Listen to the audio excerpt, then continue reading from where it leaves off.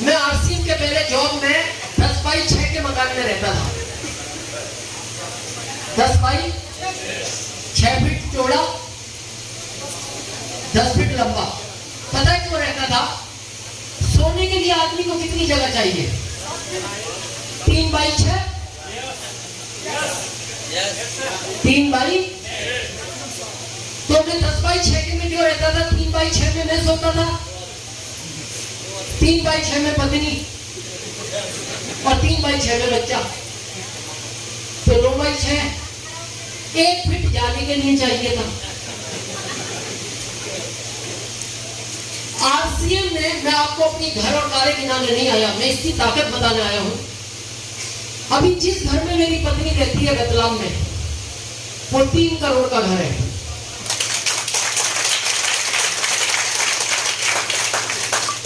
और ये उसका तीसरा घर है जिसमें अभी वो रहती है। 3 साल पहले उदयपुर में, उदयपुर सुना है? गए हैं? आप उसको गूगल पे सर्च करो, दुनिया की टॉप 10 सिटियों में आता है। तो एक दिन बच्चे ने मेरी पत्नी को कहा, माँ रहने जैसा शहर तो उदयपुर है। लेकिन मेरी पत्नी ने कहा कि हम उदयपुर में घर नहीं खरीद सकते। हम चुप रहे। लेकिन 3 साल पहले उसके बर्थडे पे हमने 1 करोड़ का घर उसको सरप्राइज दिया उदयपुर के अंदर। जन्मदिन पे गिफ्ट किया। और अभी मेरी पत्नी उदयपुर के अंदर ही 32,500 स्क्वायर फीट में घर बना रही है। स्क्वायर फीट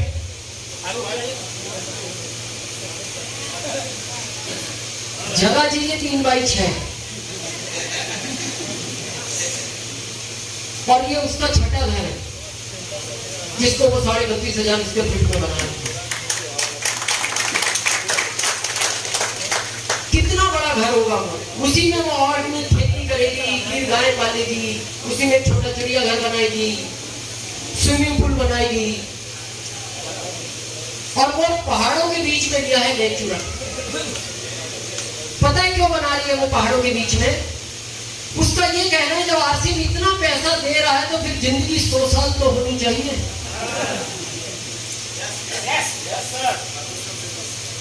ये ताकत है जब आप टेक्निकल बनोगे। चाहते हो टेक्निकल बनना? मैं रास्ता बताऊं? पहला, डिसीजन लो, करना है या नहीं करना।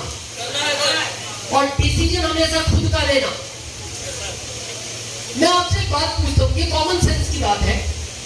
बहुत बड़ा डॉक्टर बनना हो किससे मिलना चाहेंगे? डॉक्टर से। कॉमन सेंस की बात है। बड़ा इंजीनियर बनना हो तो इंजीनियर से। बड़ा वकील बनना हो तो वकील से नहीं, अच्छे वकील से। अच्छे वकील से अगर बड़ा बनना है। वकील ऐसे नहीं है भारत में जिनके कोर्ट ड्राई क्लीन नहीं हो रहा, उनसे नहीं, अच्छे वकील। आरसीएम में अमीर बनना हो तो आरसीएम के इन अमीर लोगों से जो अमीर लोगों में रहते हैं। और हम गलती क्या करते हैं? आरसीएम समझ के जाते हैं इन अमीर लोगों से, और जाके उस रिक्शा चलाने वाले को पूछते हैं आरसीएम कर लो आरसीएम, तो कहता पागल है रिक्शा चला, क्योंकि उसको रिक्शे का ज्ञान है। किससे पूछ रहे हो? मेरे को आज भी वो घटना याद आती है 2007 की। मेरा दिल्ली से फ्लाइट था पटना, मेरा पटना में प्रोग्राम था, तो मैं वीडियो देख रहा था मोबाइल में। अचानक एक पास में व्यक्ति बैठे बैठे मेरे को पता क्या बोलता है, राम सीएम की बात कर रहे हो क्या?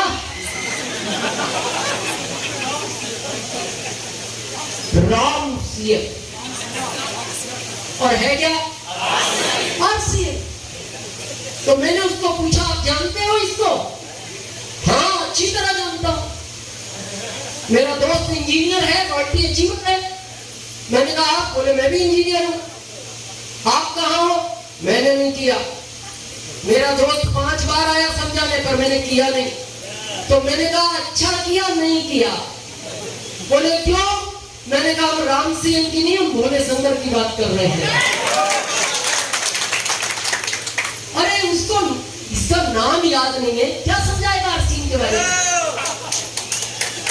डिसीजन का सेकंड, विश्वास होना चाहिए आपको।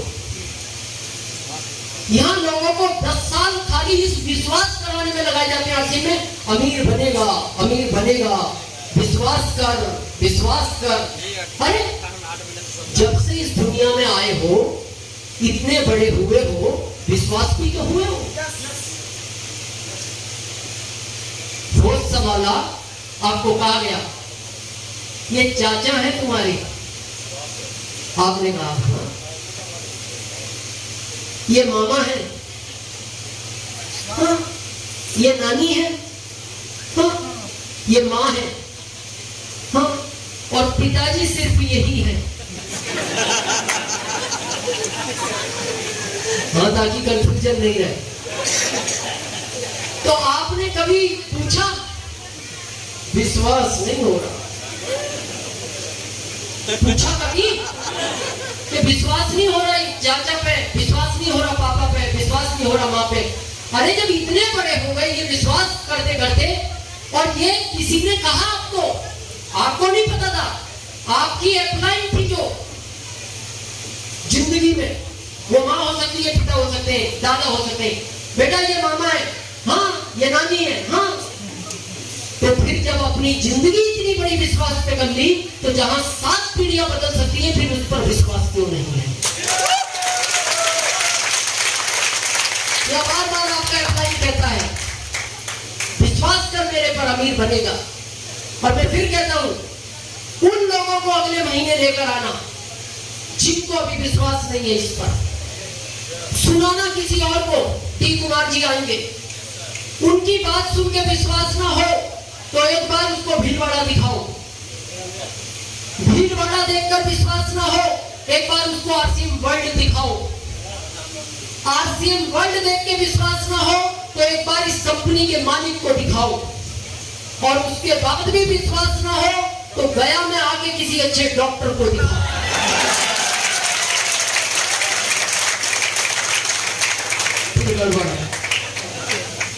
कर सकते हैं। थर्ड, पैशन चाहिए इस बिजनेस में, ये धैर्य का बिजनेस है।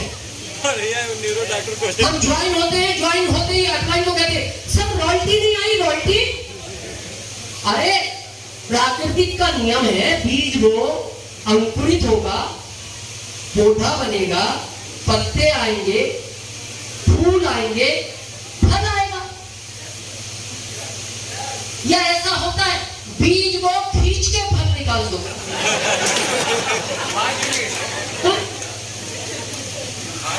अरे ज्वाइन हुआ है, इंतजार कर, अगर खींच के फल निकालोगे ये जुगाड़ का फल है, और ये निकलता है। जिस बीज के जड़ में फर्टिलाइजर यूरिया डाल दो ये जल्दी फल दे देता है, लेकिन इसका भविष्य उतनी जल्दी खत्म है। लेकिन जो पौधा नेचुरल बड़ा होता है, इसको दुनिया का तूफान नहीं हिलता। ये पौधा है आपके सामने जिसका अप्लाई आज तक नहीं मिला, ये नेचुरल बड़ा हुआ है पौधा, और दुनिया का कोई तूफान हिला नहीं सकता। तो रख सकते हैं पैशन। और सबसे इंपॉर्टेंट चीज लक्ष्य, टारगेट बनाओ अपना। क्या है टारगेट महीने का? अपलाइन को कहना पड़ता है कि तुम्हारा इस महीने 1 लाख बिजनेस होना चाहिए, तुम्हारा इस महीने लीडरशिप का बिजनेस होना चाहिए, तुम्हारा इस महीने रॉयल्टी का बिजनेस होना चाहिए। नहीं, टारगेट अपना होना चाहिए। अगर इस बिजनेस में कामयाब होना चाहते हो, मैं एक लाइन का बहुत पावरफुल मंत्र दूं आपको। भारत किसका है? हमारा। पत्नी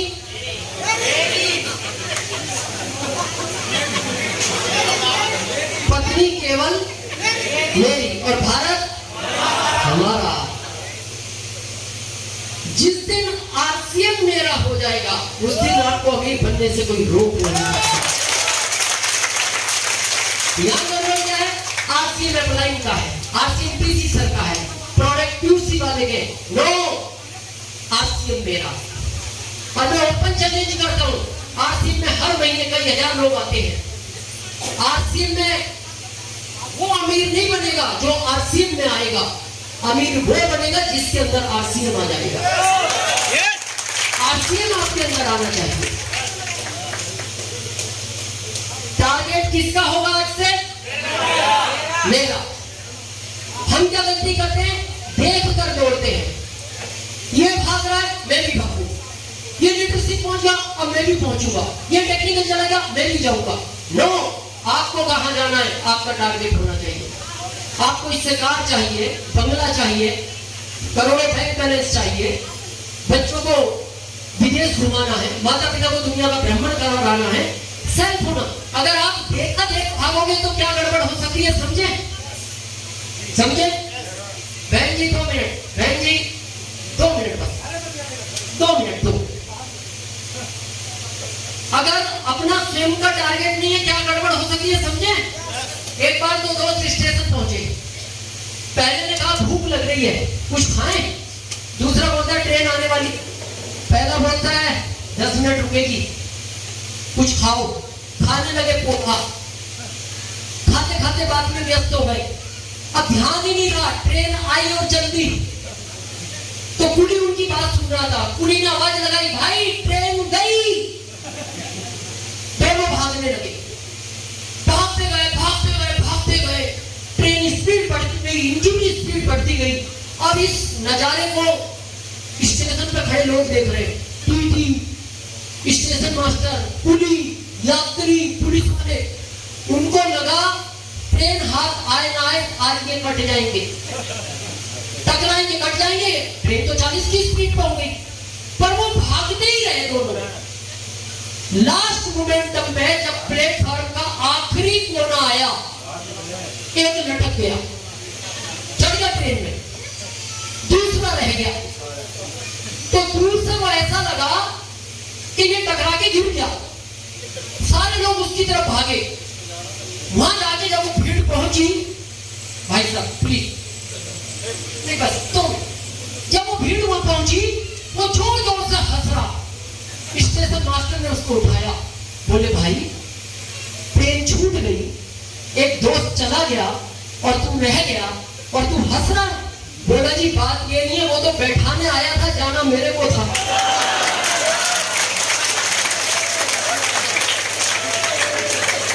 लक्ष्य खुद का, और अगर लक्ष्य खुद का है तो ये क्या दे सकता है? बड़े ध्यान से देखें। सबसे पहला मनी।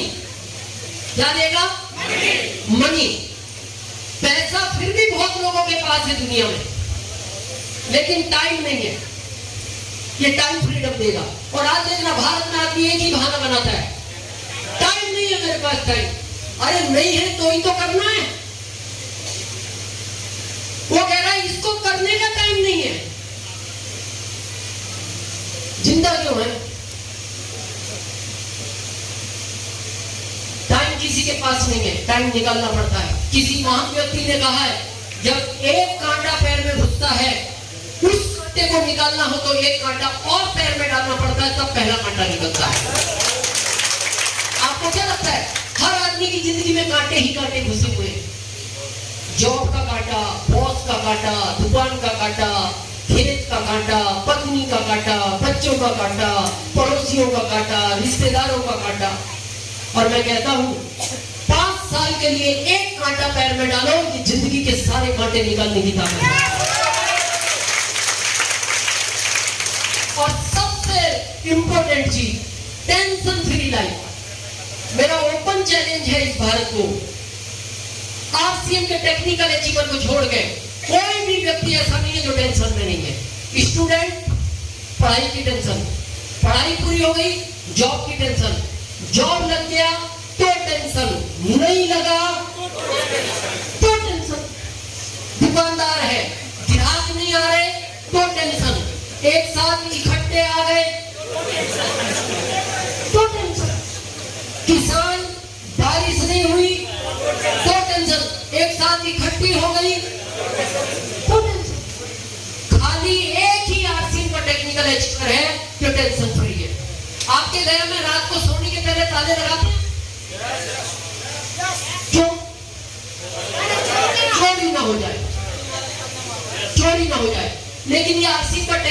अचीवर नहीं लगाता ताला, इसको याद आ गया लगा देता है, नहीं तो नहीं, ये सीरियस नहीं है। क्यों?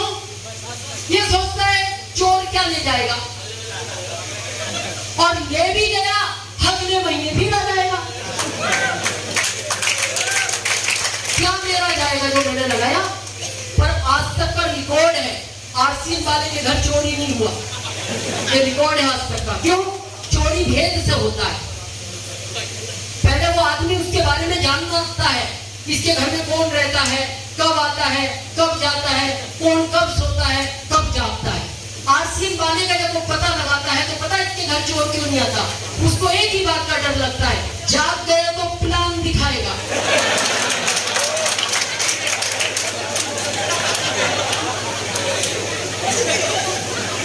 बोले जब ये बाहर वालों को नहीं छोड़ता,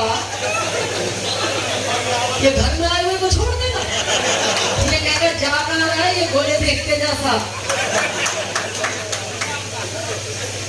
इस तरह की लाइफ जीनी है तो ये आरसीएम आपके लिए है। और लास्ट मैं अपनी बात खत्म कर रहा हूं इस शब्द के साथ।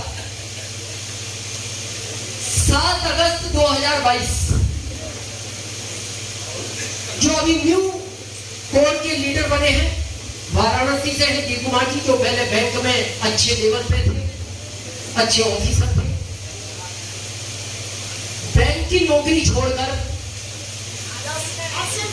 आरसीएम कर रहे हैं। तो एक ही बात है, या तो डी कुमार जी में अकल नहीं है,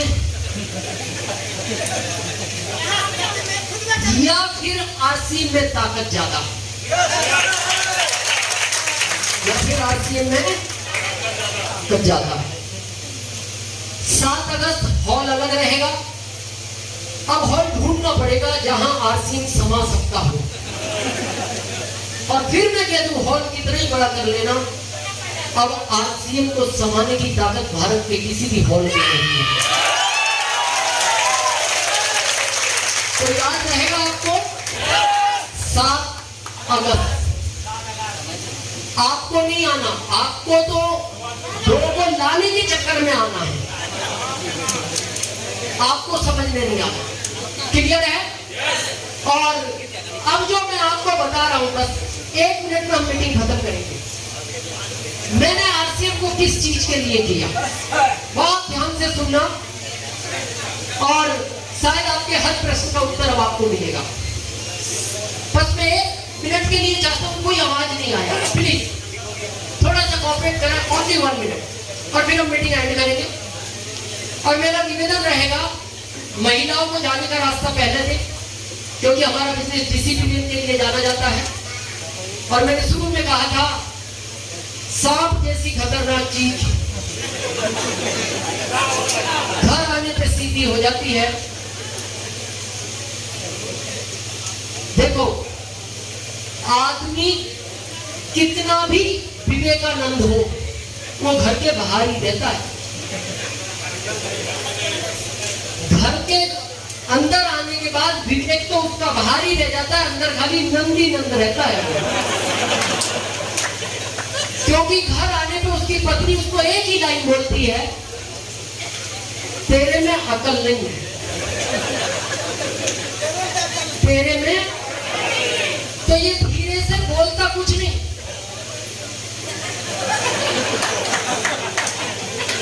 क्या कहना चाहते हैं ये? हाँ, नहीं है, पर ये मन सोचता है, अकल होती तो तेरे से शादी करता।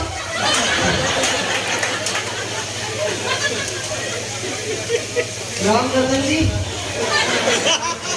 मैडम बहुत हंस रहे हैं।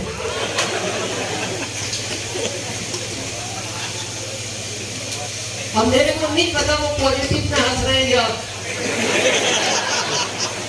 अब ये तो आपको पता होगा, या फिर मैडम तो जानते ही है।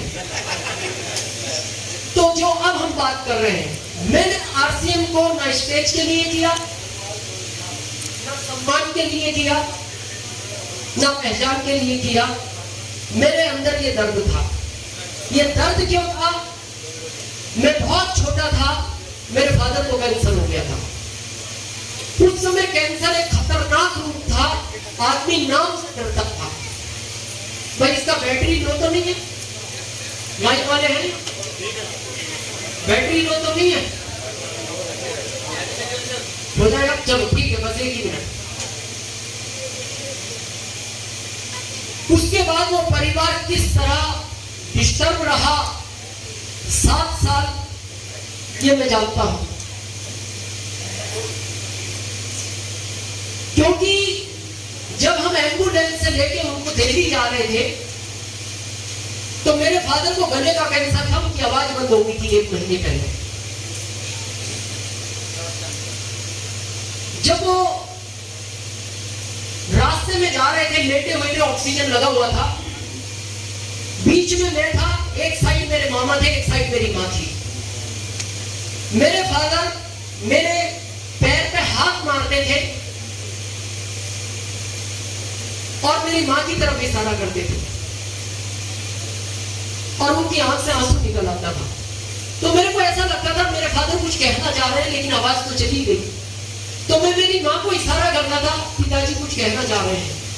तो मेरी मां उनको पूछती थी क्या हुआ, तो वो हाथ हिला के कह देते थे कुछ नहीं। और मैं बच्चा था, मैं इस चीज को नहीं समझता था। मैं सोचता था ऐसा वो क्यों बोलते हैं, मेरे को इशारा करते और मां को मना कर देते। फिर 20-25 मिनट बाद फिर वो मारते थे हाथ, फिर इशारा मां की तरफ करते थे। फिर मैं मां को बोलता था कुछ कहना चाह रहे हैं, फिर वो इशारा कर देते थे। ये बात मैं समझ नहीं पाया और ये इशारा उन्होंने कम से कम मुरादाबाद से दिल्ली तक 20 बार किया। 1 साल तक सिकाई चली लेकिन वो बच नहीं पाए। उसके बाद मेरी मां कोमा में चली गई। उसको ऐसा लगता था छोटे बच्चों को गोद पालेगी, लेकिन आज बड़ा होने के बाद वो बात मेरे समझ में आई। शायद मेरे पिताजी बार बार मेरे से एक ही बात कहना चाहते थे, बेटा मेरे बाद तेरी मां का कोई सहारा नहीं है, तू इसका ध्यान रखना। और मैंने आरसीएम को, लोग कहते हैं आरसीएम चल नहीं रहा। जब आरसीएम के पास एक प्रोडक्ट था 26 जुलाई 2002, इतिहास पूछना कंपनी में मेरा, 7 महीने बाद मैंने रॉयल्टी ली। अप्लाई नहीं था मेरा कोई। 15वें महीने मैंने टेक्निकल लिया। 5वें साल में स्टार रूबी बना 2007 में। 2007 में मेरा जो चेक था आरसीएम का टीडीएस काट के 7,80,000 1 महीने का। ये मैं बात कर रहा हूं 2007 की।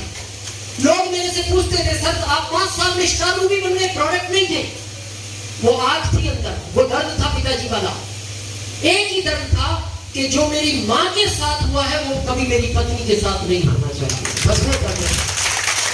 और आज वही चीज मैं आपको समझाना चाहता हूं, बड़े ध्यान से देखना। यू आर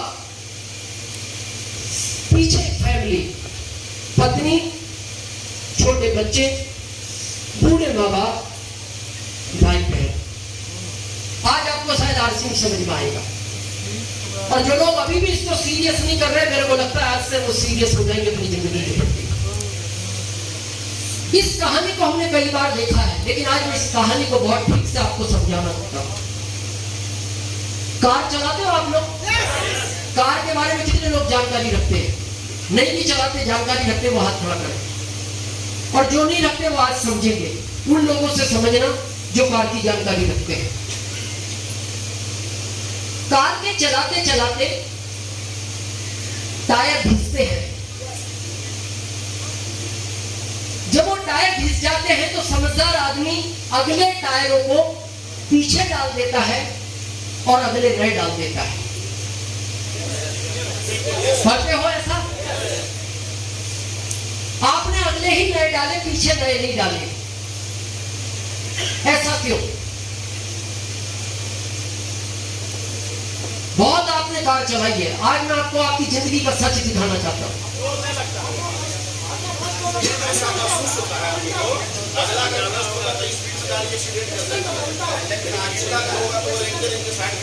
हाँ, धन्यवाद। संजय जी ने बहुत अच्छी बात कही। अगला टायर घिसता क्यों है जल्दी? उस पर लोड ज्यादा है। वो पूरी गाड़ी को वही तो खींच रहा है, जबकि चल तो चारों साथ में रहे, लेकिन घिसता अगला ज्यादा है। और अगर गाड़ी 100 की स्पीड पर है, अगला टायर अगर कमजोर है, फट गया, तो वो गाड़ी पलटी खाएगी, और पलटी खाएगी तो उसमें अगर पूरा परिवार बैठा है वो एक नहीं बचेगा। लेकिन अगर 100 की स्पीड पे पिछला टायर फटता है तो गाड़ी डिसबैलेंस होगी, पलटेगी नहीं, डिसबैलेंस होगी, समझ जाएगी। अपनी जिंदगी का इतिहास देखो, ये जो अगला टायर है ना, आप सबसे ज्यादा जलता है, सबसे ज्यादा धूप इसको लगती है, सबसे ज्यादा ठंड इसको लगती है, टाइम पे खाना नहीं मिलता, टाइम पे सोना नहीं मिलता, घिसेगा, सबसे पहले घिसेगा, और अगर ये घिसेगा तो ये फटेगा, और ये फट गया, ये कार डिसबैलेंस नहीं होगी, ये पलट जाएगी। लेकिन अगर इनमें से कोई फटता है, इस करोड़ों में फटे हैं, तो ये अगला टायर संभाल लेता है इस कार को कि ये डिसबैलेंस हो, ये मैं संभाल लूंगा क्योंकि मैं अगला टायर। लेकिन अगर ये फट गया, इस पूरी कार को कोई संभालने वाला नहीं है, और ये फटेगा। इस महामारी में ये टायर भी फटे हैं, पर ये परिवार आज संतुलित हो गया क्योंकि ये अगला टायर मजबूत था। लेकिन जिन परिवारों का ये टायर फट गया, वो परिवार आज भी पटरी पर नहीं आए। भगवान ना करे कभी किसी के साथ ऐसा हो। ये तो बिछड़ने का मामला है। आदमी अगर दूर हो जाता है ना, दूर, तो वो सहन नहीं कर पाता, और शायद हमने उन चीजों को छोड़ दिया, हमने उन चीजों को ध्यान नहीं दिया। भागवत जी में एक जगह लिखा हुआ आता है, उद्धव जी जब द्वारिका से मथुरा के लिए आ रहे थे, तो उन्होंने कृष्ण भगवान को एक बात पूछी थी, प्रभु मैं मथुरा जा रहा हूं, आपकी मां मिलेगी और आपके बारे में पूछेगी, मैं क्या बताऊं। मां भी थी मथुरा में और कृष्ण भगवान द्वारिका में थे, दोनों थे इस दुनिया में, केवल फासला ही तो था। इतनी बात कहने पे कृष्ण भगवान की आंख में आंसू आ गए। तो उद्धव जी ने कहा, प्रभु दुनिया के आंसू पहुंचते हो आप, तो आपकी आंख में आंसू आते, क्या तकलीफ है आपको। उन्होंने एक ही बात कही थी, अगर मां मेरे बारे में पूछे उद्धव जी, तो तुम्हें पता है मैंने समुद्र के अंदर द्वारिका सोने की बनाई है, मेरे कार्यकर्ता कितने हैं, मेरा ध्यान रखने वाले कितने लोग हैं, मेरे को कभी है किसी चीज की नहीं है, पर मेरे को दुख है तो एक बात का है। उन्होंने एक लाइन में उद्धव जी को कहा था, उद्धव मैया से कहना तेरा कहना याद करे। एक ही लाइन का दुख है उद्धव, मां की याद बहुत आती है। और ये बात कहकर वो थे दोनों दुनिया में, फासला था। जब भगवान बिछड़ कर रो पड़ता है, सोचना कभी और ध्यान से,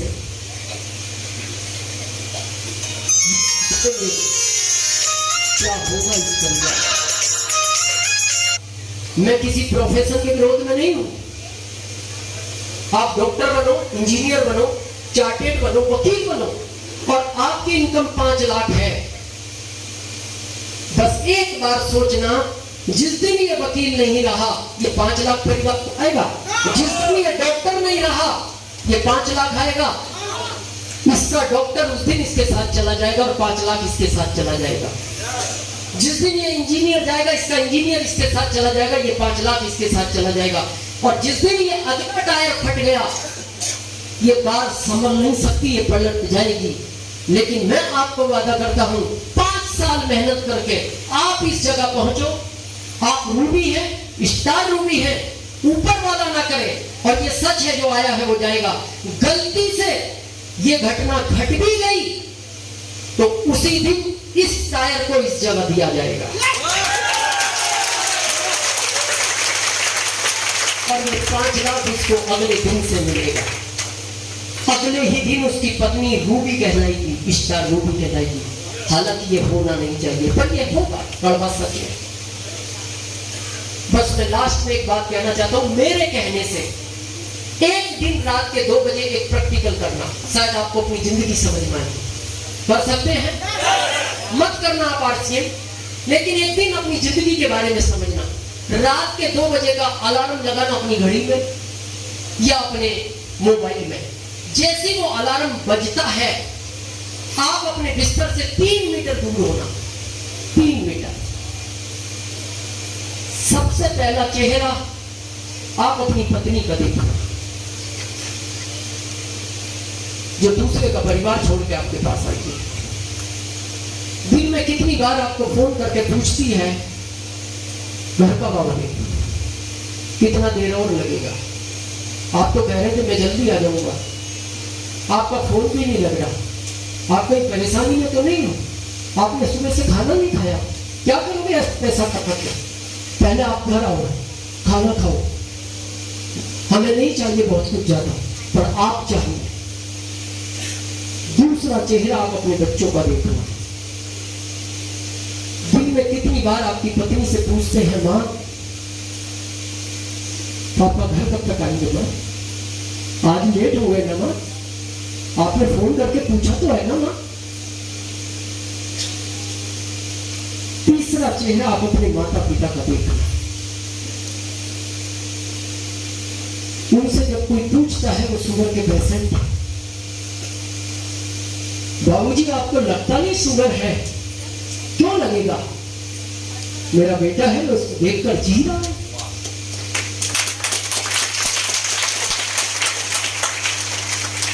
कभी आप लेट होते हो तो आपकी पत्नी उनको बोलती है, बाबूजी आप अपनी दवाई खा लो, आप शुगर के पेशेंट हो, और खाना खाओ और सो जाओ। नहीं बेटा, कैसी बात करती है बहू, जिसको देखकर जी रहे हैं वो अभी आया नहीं, और हम सो जाए, आगे तो जब वो खाना खाएगा तब हम खाएंगे। आखिरी चेहरा आप अपना देखना। चंद सेकंड के लिए सोच लो, केवल चंद सेकंड के लिए। जिस दिन इस तस्वीर में मेरा चित्र हट जाएगा, इस तस्वीर से मेरा चित्र हट जाएगा, इस तस्वीर का क्या होगा देखना। आज भी मैं उस सीन को याद करता हूं ना, मेरे पिताजी को मेरा रोम रोम कांप उठता है। मेरी मां 3 साल कोमा में रही, जब भी उसको होश आता था वो एक ही बात बोलती थी, हमारा सब कुछ खत्म हो गया, कुछ नहीं बचा। कैसे ये बच्चे बड़े होंगे, कौन इनको पढ़ाएगा, कौन इनकी शादियां करेगा, कौन खेती करेगा, खाने के लिए कहां से आएगा? 3 साल मेरे नानी हमारे घर रहे, सिर्फ मेरी मां को यह समझाने के लिए, बेटा तू चिंता मत कर, हम हैं ना। वो एक ही बात बोलती थी, जो मेन टायर था वो तो नहीं रहा, ये कार चलेगी कैसे? मेरे अंदर वही आप थी। जो लोग बोलते हैं आरसीएम नहीं चलता, मैंने कहा था मैं 7 महीने में, मैंने जब आरसीएम शुरू किया था ना, मैंने अपने आप से वादा किया था, एमपी का पहला रॉयल्टी अचीवर बनूंगा, मैं पहला बना। एमपी का पहला टेक्निकल अचीवर बनूंगा, मैं पहला बना। एमपी का पहला स्टार रूबी बनूंगा, मैं पहला बना। एमपी का पहला करोड़पति बनूंगा, मैं पहला ही बना। एमपी का पहला सफायर बनूंगा, मैं पहला ही बना। बस यही चीज थी। एक बार अपनी जिंदगी के प्रति सीरियस हो, और मैं बार बार बोलता हूं, किसी के लिए करना ना करना, इस परिवार को देखो। तो आज एकांत में बैठ के सोचना, और आपका दिल आपकी आत्मा गवाही दे, इस सिस्टम को करना, कभी छोड़ना नहीं, और आप कभी आपकी आत्मा गवाही ना दे, इस सिस्टम को नहीं करना। आपने हम सबको सुना, इसके लिए हम आपके बहुत बहुत आभारी हैं। थैंक यू, धन्यवाद।